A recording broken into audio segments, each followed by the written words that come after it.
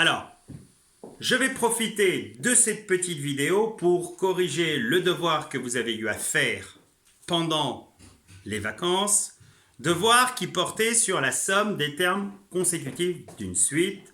Alors, si jamais vous ne retrouvez pas l'énoncé, en bas, je vous proposerai le lien sur la page Google Drive pour le récupérer.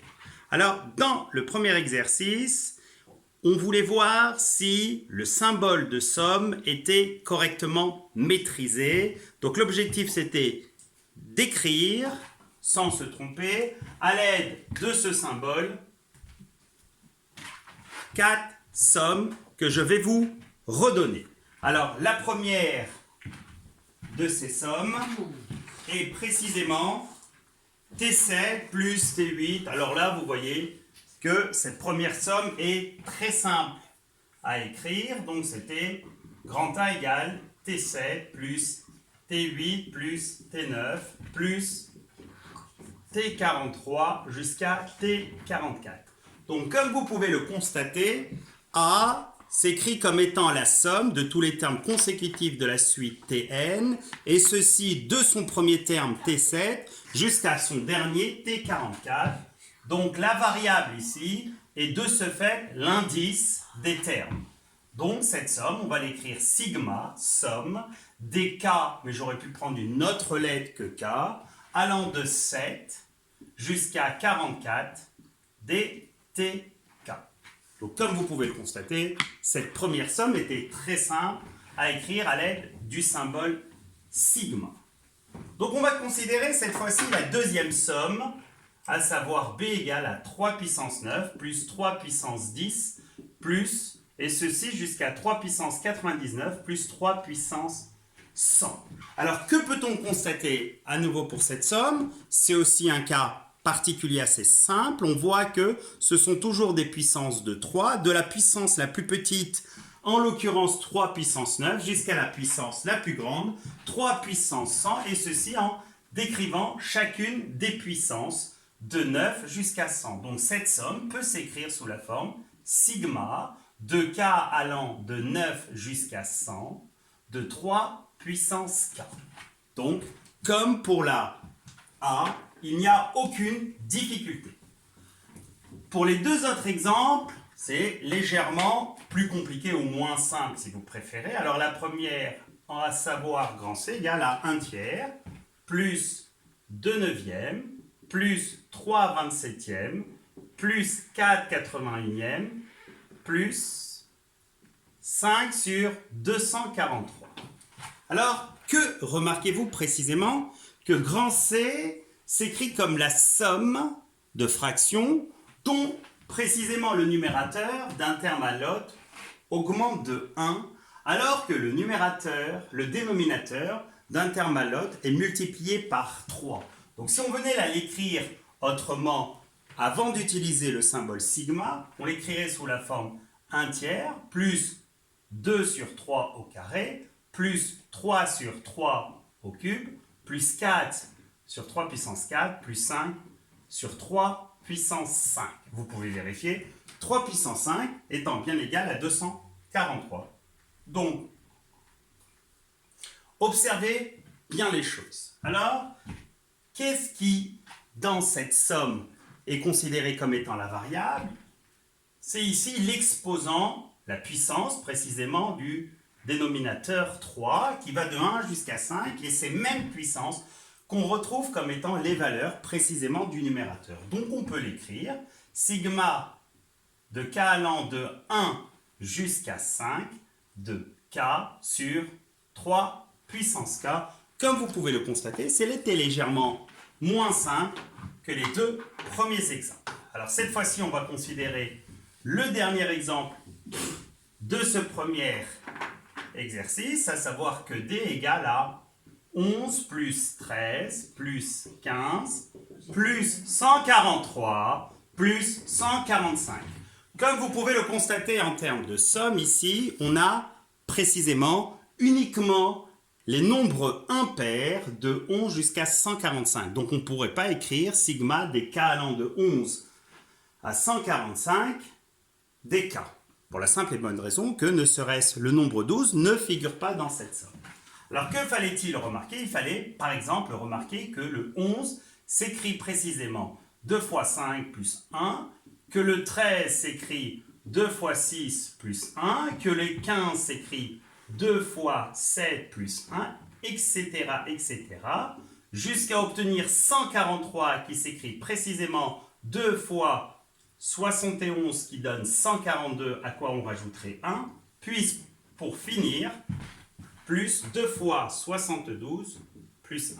Donc si vous observez cette somme comme écrite ici, la variable se trouve à ce niveau,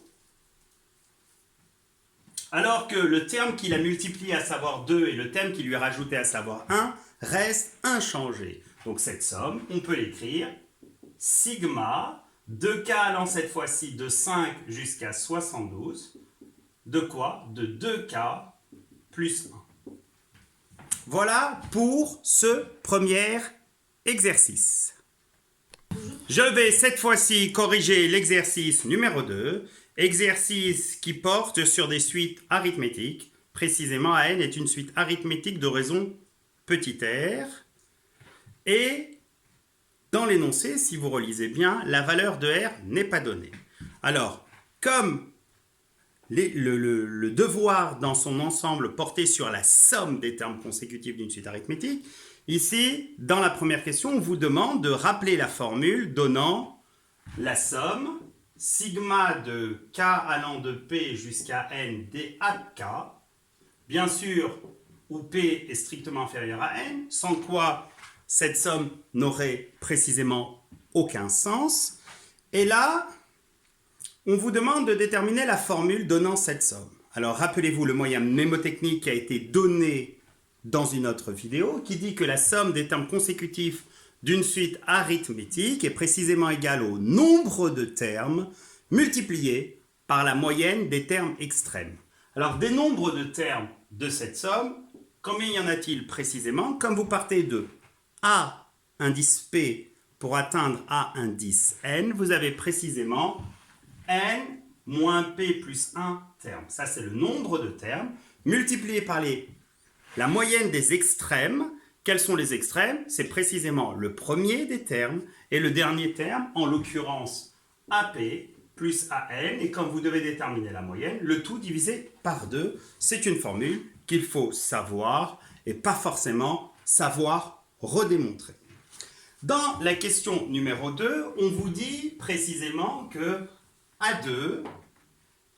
que A5 est égal à 71 et que A13 est égal à moins 73. Et on vous demande de déterminer deux sommes. La première, B, qui est égale à sigma de K égale 5 jusqu'à 13 DAK. Et la deuxième, grand C, qui est égale à sigma de K égale à 3 jusqu'à 19 DAK.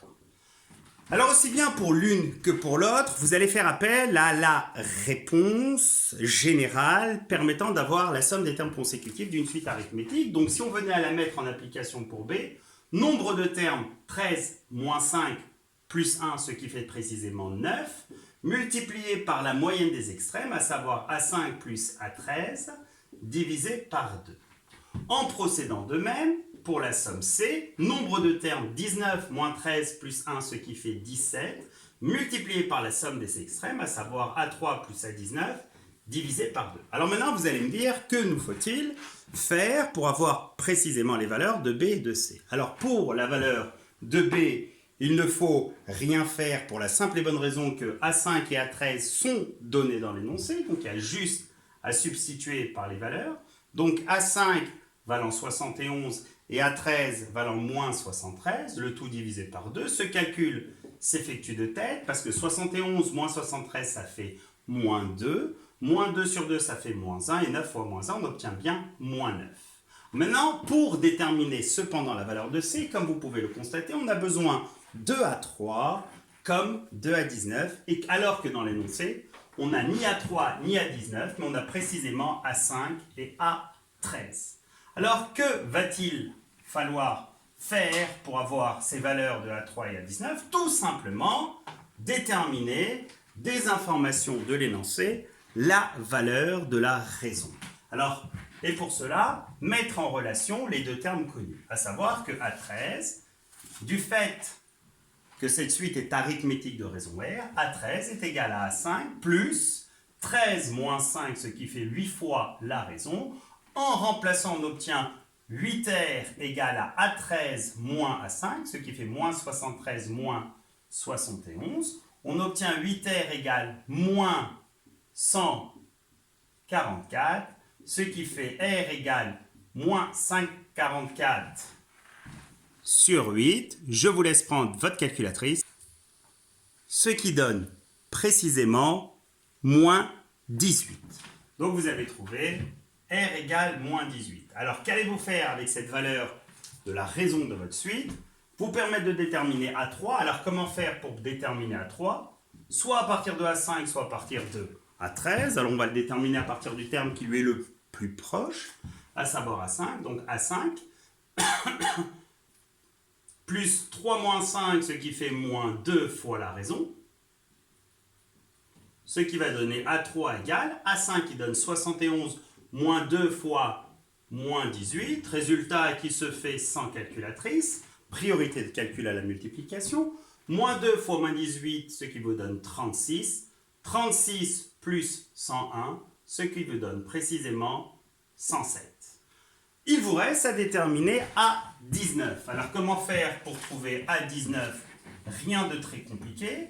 Vous allez le déterminer par exemple à partir de A13, à savoir que A19 est égal à 13 plus 6 fois la raison, d'où que A19 est égal à moins 73 plus 6 fois moins 18.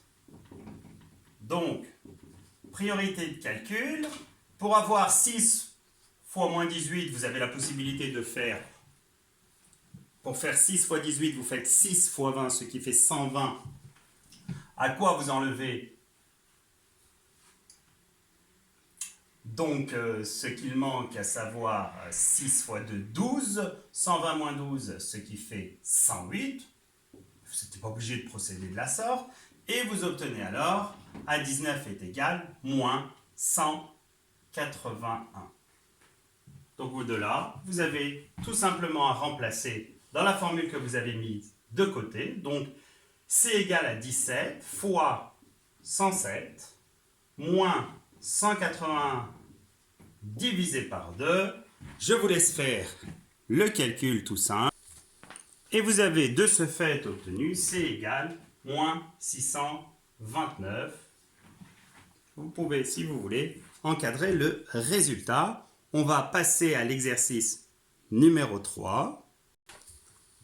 Donc, l'exercice 3 est un peu du même type que l'exercice 2, mais cette fois-ci, vous allez travailler avec des suites non pas arithmétiques, mais géométriques, où il est mentionné que la raison Q est à la fois différente de 0 et de 1.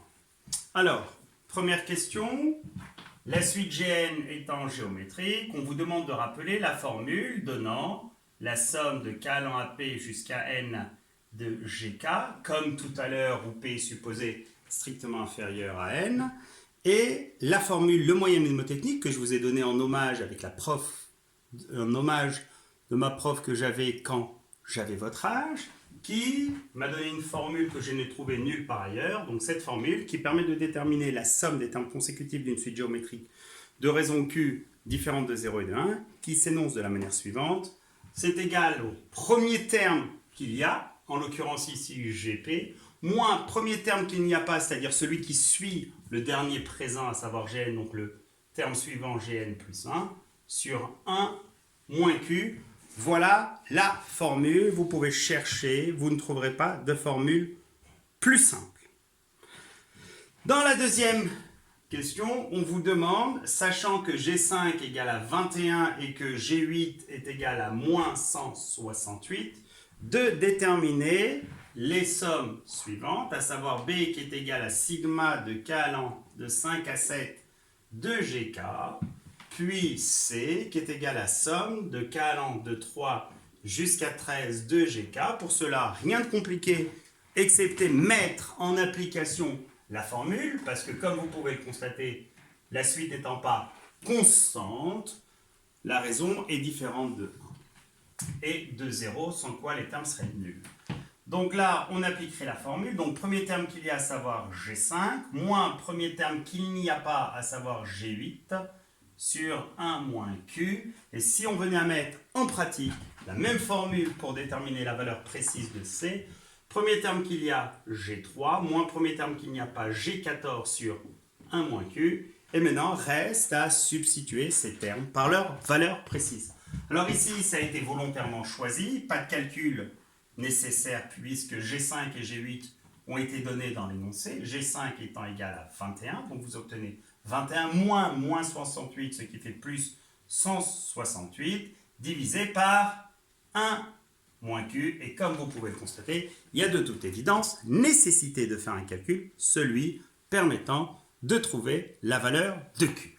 Alors vous allez me dire, comment fait-on pour trouver cette valeur de Q? Rien de compliqué, il suffit de mettre en relation les deux informations mentionnées dans l'énoncé, à savoir que G8 est précisément égal à G5 fois Q puissance 8 moins 5, ce qui donne 3. Et vous obtenez alors Q au cube est égal à G8 divisé par G5, ce qui donne Q au cube est égal à moins 168 sur 21, ce qui donne moins 8. Un seul nombre à son cube est égal à moins 8, et ce nombre est précisément moins 2. La raison de cette suite, c'est moins 2. On revient à la détermination de la valeur de B, donc on trouve 21 plus 168 divisé par 1 moins 2, ce qui fait divisé par 3, ce qui fait 189 divisé par 3, et 189 divisé par 3 donne 63. Donc la valeur de B est égale précisément à 63. Alors maintenant, comment faire pour trouver la valeur de C? Vous avez la formule ici qui apparaît sous les yeux. Reste à trouver G3 et G14. Alors on va commencer par trouver G3. Alors comment se détermine G3 à partir de G21? À savoir que G3 est soit égal à G5 divisé par Q au carré, ou si vous préférez, G5 fois Q puissance moins 2, ce qui revient absolument au même. Je vais utiliser cette formule. Donc G3 égale G5 qui donne 21, divisé par Q moins 2 au carré. Et si vous faites moins 2 le tout au carré, vous obtenez 4. Donc on trouve 21 quarts. On procède de la même manière pour avoir G14 à partir de G8. G8 fois Q à la puissance 14 moins 8, ce qui donne 6. Donc on obtient G14 est égal à moins 168 fois moins 2 à la puissance 6. Vous pouvez, si vous voulez, utiliser votre calculatrice. Et la calculatrice vous donne précisément moins 10 752. Alors, on va passer à l'exercice numéro 4. Vous avez la possibilité de visionner, de faire des coupes, travailler comme bon vous semble. Mais ce type d'exercice, vous devez parfaitement le maîtriser. Alors, on va passer à l'exercice numéro 4. Exercice numéro 4, donc, exercice d'application à ces sommes de termes de suite, soit arithmétiques, soit géométriques. Je vous lis l'exercice. Le premier jour, Manon met 7 € de côté, puis d'un jour sur l'autre, elle met 3 € de plus que le jour précédent. Alors, le fait de mettre 3 € de plus et pas 3 fois plus signifie qu'on va avoir affaire à une suite arithmétique de raison 3. On note à n la somme déposée le nème jour et bn la somme déposée au total, et ceci depuis le premier jour jusqu'au nème. Alors, quelle est la nature exacte de la suite AN? Très simple. Au vu de l'énoncé, on sait que AN plus 1 est égal à AN plus 3, et on sait que A1 est non A0, parce que relisez l'énoncé, AN c'est la somme déposée le nème jour. Et on a dit qu'elle avait mis de côté le premier jour 7 € et A1 est égal à 7. Donc de ce fait, on peut dire que la suite AN est précisément une suite arithmétique de raison 3 et de premier terme. A1 égale 7.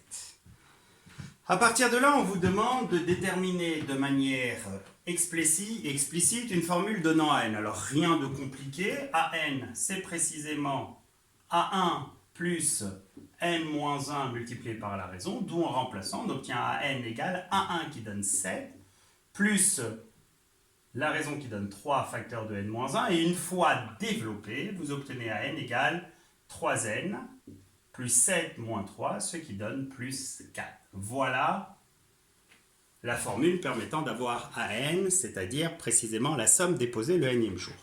Et maintenant, on vous demande Bn. Alors, qu'est-ce qui diffère entre an et Bn? C'est que Bn, c'est précisément ce qu'elle a déposé, et ceci depuis le premier jour jusqu'au nème. Donc, si on venait à écrire Bn sous la forme de ce symbole sigma, c'est sigma de k allant de 1 à n de ak, et qui, je vous rappelle la formule, s'obtient par la formule suivante, nombre de termes, à savoir n moins 1 plus 1, ce qui donne précisément n, multiplié par la moyenne des extrêmes, qui sont a1 plus an divisé par 2. Donc on obtient n, facteur de a1, c'était dans l'énoncé, c'est 7, plus 3n moins 4 divisé par 2, et on obtient au final n fois 3n plus 11 divisé par 2, qu'on pourrait, si on voulait, développer, et une fois développé, on obtiendrait 3n au carré plus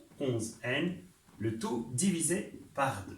Ça, c'est ce que notre cher Manon aura mis de côté du premier au nème jour. Et maintenant, on va finir par une question légèrement plus intéressante et qui va mêler différents chapitres. On vous rappelle que BP est égal à 12 371, c'est-à-dire que notre cher Manon a réussi à mettre de côté, ceci depuis le premier jour, 12 371 euros, ce qui est une jolie somme. Et la question qu'on vous demande, c'est de déterminer la valeur exacte de P, c'est-à-dire il lui a fallu attendre combien de jours pour mettre de côté cette somme. Alors ce problème par équivalence se ramène à la résolution de 3P au carré plus 11P sur 2 égale à 12 371, d'où par équivalence, en multipliant chacun des deux membres de l'égalité par 2, vous obtenez 3P au carré plus 11P égale à 2 fois 12 371, ce qui donne précisément 24 742.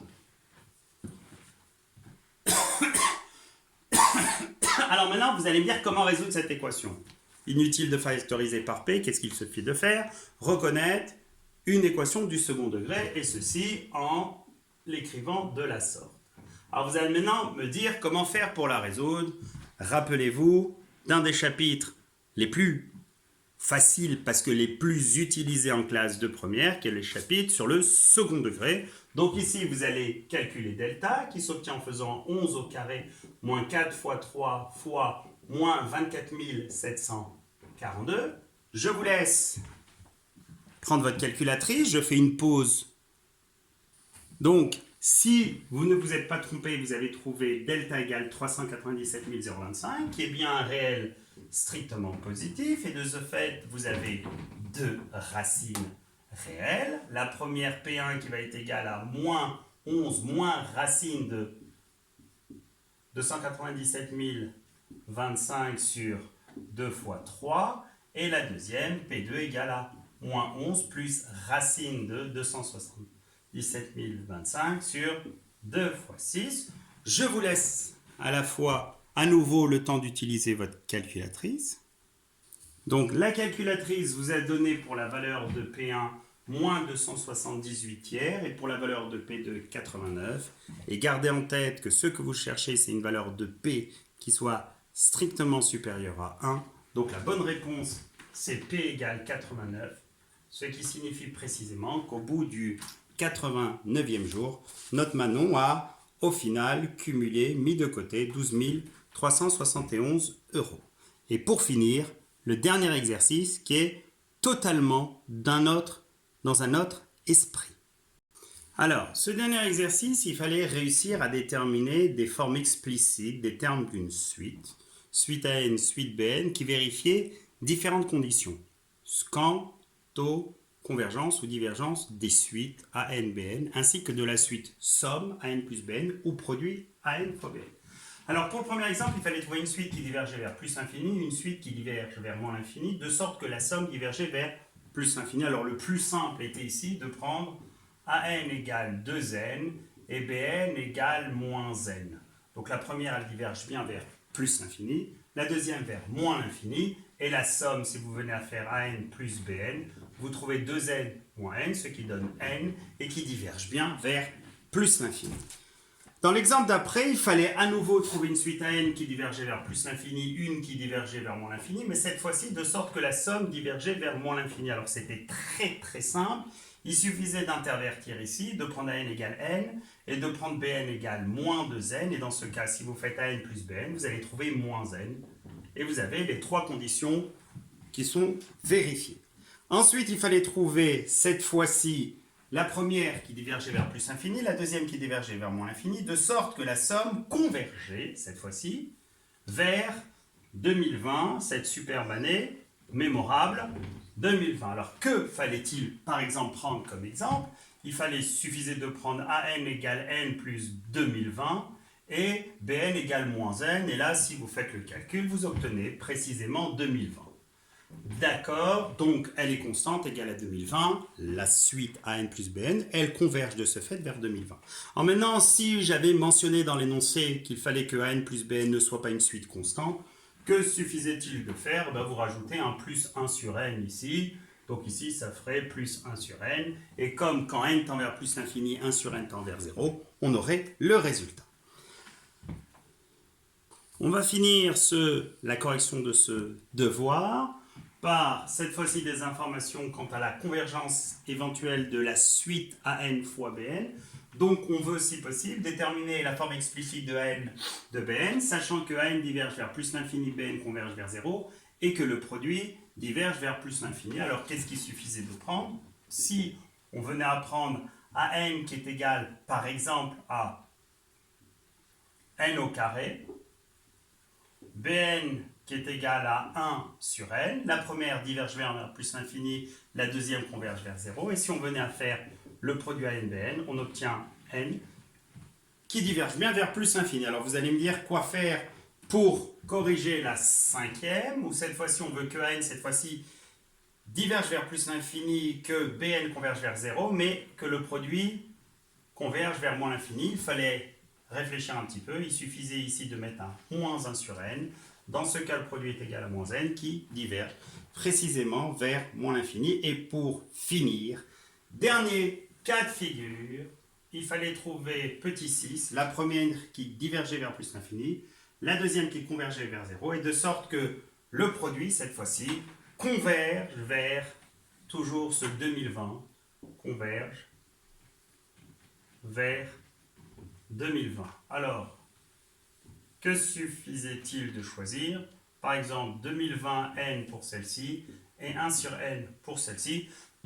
Et si vous venez à effectuer le produit, vous avez AN fois BN qui donne précisément 2020. Toutes les conditions sont ici vérifiées. Et si, donc ici, la suite AN fois BN est constante égale à 2020, elle converge de ce fait vers 2020. Et si on veut que la suite produit AN-BN ne soit pas constante, qu'est-ce qu'il suffit, par exemple, de faire ici? De rajouter toujours ce plus 1 sur n, et on aurait le résultat, à savoir que n fois bn, sans être constant, convergerait vers 2020. Au revoir.